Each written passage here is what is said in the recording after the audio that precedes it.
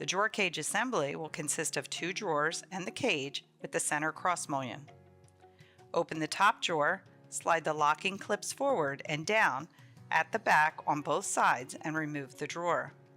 Repeat to remove the bottom drawer. Using a Phillips screwdriver, remove the 4 screws and slide the drawer cage out and set it to the side. Reinstall the drawer cage by positioning the drawer cage in front of the cabinet opening.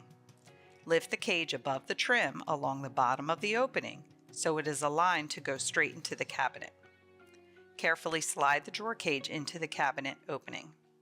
With the cage assembly properly in place, locate the 4 mounting holes along the front sides of the cage assembly.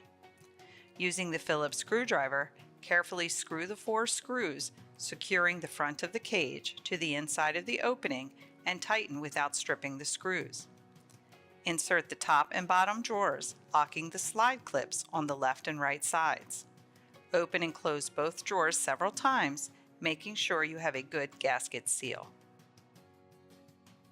When considering a Continental refrigerator unit, please contact the factory or visit our website at www.continentalrefrigerator.com for current product information, as our product specifications are subject to change without notice.